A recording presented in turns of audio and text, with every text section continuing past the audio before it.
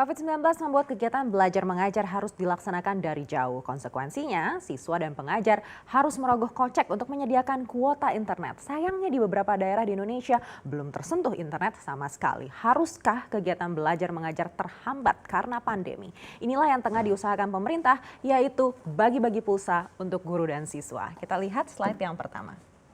Internet di tengah pandemi menjadi kebutuhan utama untuk proses pembelajaran jarak jauh. Pergeseran kebutuhan ini tentunya diikuti dengan kendala-kendala. Yang pertama adalah ketersediaan internet.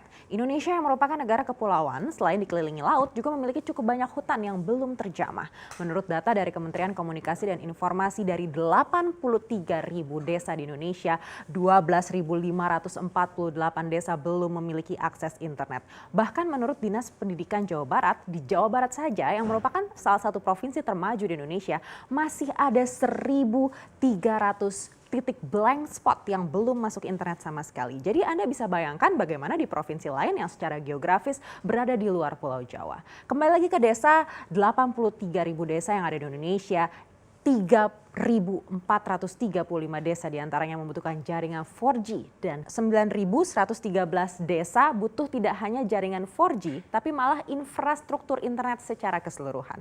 Artinya siswa yang berada di desa-desa ini ya jelas akan kesulitan mengakses pelajaran sekolah. Dan bila dibiarkan, efeknya adik-adik kita ini akan semakin tertinggal dari daerah lainnya yang memiliki kemudahan akses internet, dan secara global Indonesia tidak akan bisa menghasilkan SDM yang bisa bersaing dengan SDM dari negara lain.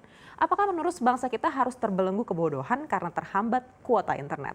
Karena faktanya bukan hanya masalah geografis tapi juga terkait harga. Apakah orang tua yang kehilangan pekerjaan akibat pandemi mampu menyediakan dana untuk membeli kuota internet setiap hari untuk kebutuhan belajar anak? Kita akan cek slide berikutnya. Karena harus diakui kalau harga kuota internet ini tidak murah, dan untuk terus-terusan video call untuk kebutuhan belajar ini jelas dibutuhkan banyak kuota. Artinya harga internet ini menjadi kendala yang kedua dalam pembelajaran jarak jauh. Belum lagi memang faktanya tiap negara memiliki kecepatan internet yang berbeda terkait infrastruktur, kondisi geografis dan juga lain-lain. Bahkan harga internet Indonesia ini menurut Kuponation di tahun 2019 juga tidak murah dibandingkan tetangga kita di ASEAN. Kita akan lihat seperti apa perbandingannya internet berbasis fiber optik. Di Singapura per Mbps itu di harga yang kalau dirupiahkan itu berkisar dari 325 hingga 628 rupiah. Kalau di Malaysia dari 677 hingga 8.959 rupiah. Berikutnya Thailand dari mulai 1.080 hingga 7.487 rupiah. Berikutnya di Filipina mulai dari 2.602 rupiah hingga 35.586 rupiah. Dan berikutnya Indonesia nih. Indonesia mulai dari 14.895 rupiah hingga 43.500 rupiah. Dan setelah itu Kamboja. Berarti Indonesia ini ada di urutan kedua termahal setelah Kamboja. Lalu bagaimana dengan kecepatannya? Ternyata Indonesia malahan menempati urutan paling bawah dari 10 negara ASEAN untuk internet dengan ponsel, yakni hanya 10,62 Mbps untuk download dan 8,35 Mbps untuk upload. Singapura menempati peringkat pertama diikuti Myanmar dan Laos. Sedangkan untuk streaming video dengan kualitas standar diperlukan 3-4 Mbps dan untuk kualitas tinggi diperlukan 5-8 Mbps. Bagaimana kualitas internet dengan kabel? Indonesia naik sedikit memang nih di urutan ke-9, artinya tetap saja lamban. Jadi kalau menurut studi memang makin tinggi kecepatan koneksi yang ditawarkan, maka biaya per bandwidth per Mbps juga akan semakin rendah. Makanya tidak heran juga tarif di Indonesia otomatis jadi yang termahal kedua. Karena alasan-alasan ini efeknya sangat besar untuk proses pembelajaran jarak jauh atau PJJ. Demi menghindari efek yang lebih besar, pemerintah menyiapkan subsidi internet. Seperti apa? Kita akan cek slide berikutnya. Kalau menurut Erick Thohir, pemerintah melalui Kominfo sebenarnya sudah bekerja sama dengan PT Telkomsel untuk memberikan pulsa murah mendukung program PJJ. Kerjasama ini diperkirakan mencapai 1,7 triliun rupiah. Dan berikutnya untuk mendukung proses PJJ ini, pemerintah akan memberikan subsidi pulsa kepada siswa, mahasiswa, guru, dan dosen. Besaran tepatnya ini masih terus dikaji, tapi informasi terakhir, paket data saja ini sekitar 7,8 triliun rupiah, ditambah akan ada beberapa insentif lainnya.